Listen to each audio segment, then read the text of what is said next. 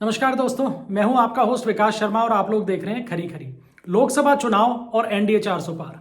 प्रधानमंत्री नरेंद्र मोदी ने एनडीए के लिए 400 सीटें जीतने का और बीजेपी के लिए अपने दम पर 370 सीटें जीतने का लक्ष्य निर्धारित किया है। लेकिन क्या धरातल पर यह टारगेट अचीव हो पाएगा? बीजेपी की सीईसी की बैठक हो चुकी है, लेकिन लिस्ट अभी जारी नहीं हुई है।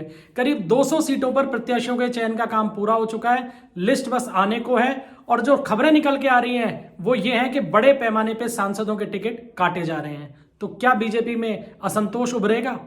किन सांसदों के टिकट कटेंगे और टिकट कटने का पैमाना क्या होगा? इन तमाम बातों को लेकर आज हम आपके सामने उपस्थित हुए हैं।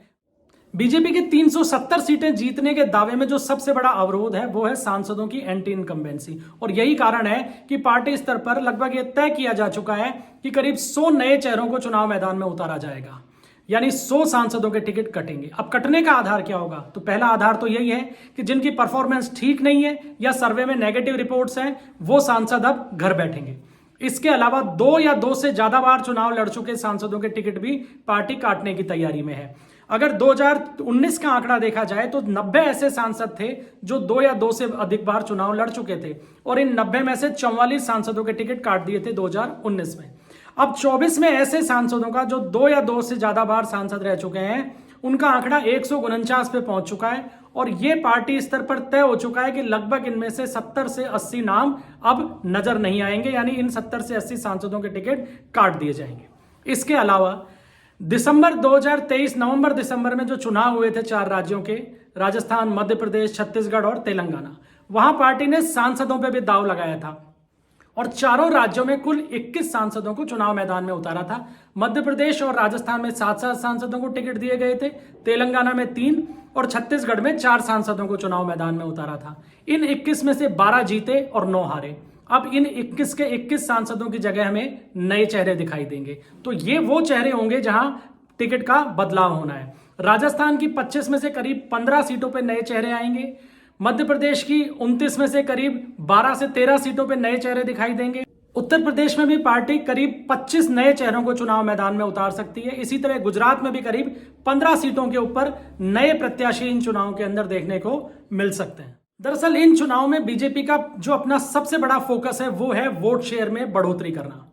2014 के अगर लोकसभा चुनाव को हम देखें तो बीजेपी ने 428 सीटों पे चुनाव लड़ा था और 282 सीटें जीती और बीजेपी को वोट मिला था 31%।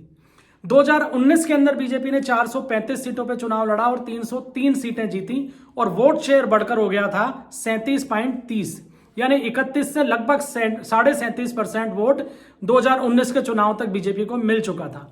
अब बीजेपी की कोशिश है कि इस वोट शेयर को बढ़ाकर लगभग 40% तक पहुंचाया जाए। आगामी लोकसभा चुनाव में भी बीजेपी करीब 400 प्लस सीटों पर चुनाव लड़ेगी और इतनी ही सीटों पर ही बीजेपी अब अपने वोट शेयर में 2.5% का इजाफा करना चाह रही है। और यही कारण है कि जो सांसद अपने क्षेत्र में लोकप्रिय नहीं है या जिनके खिलाफ माहौल खराब है, उन सभी को घर भेजने की तैयारी है और इनकी जगह अब युवा, महिला और ओबीसी वोटर्स को साधने की तैयारी हो रही है।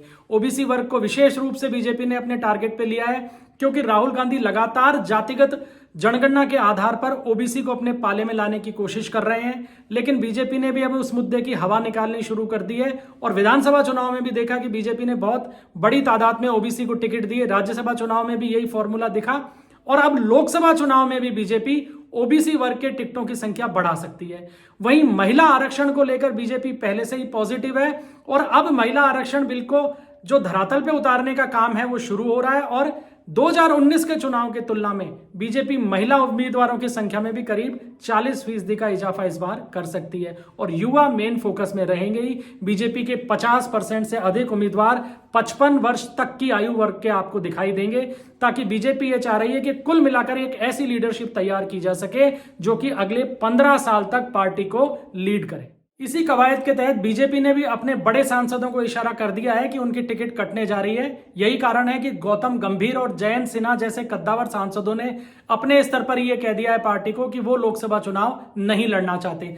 आगे कुछ दिनों में ऐसे ही कई और नाम सामने आएंगे। वही कई नामचीन मंत्रियों को भी इस बार घर बैठाया जा सकता है। रोचक रहेगा बीजेपी के लिस्ट का इंतजार, क्योंकि पहली लिस्ट में करीब 100 नाम आएंगे और 100 में से बड़ी संख्या में नाम ऐसे होंगे जो मतदाताओं से लेकर विरोधी पक्ष तक को चौंकाने वाले होंगे। आज के वीडियो में इतना ही। आगे फिर किसी सब्जेक्ट पे आपके सामने उपस्थित होंगे। तब तक के लिए इजाजत दीजिए। जय हिंद, जय भारत, वंदे मातरम।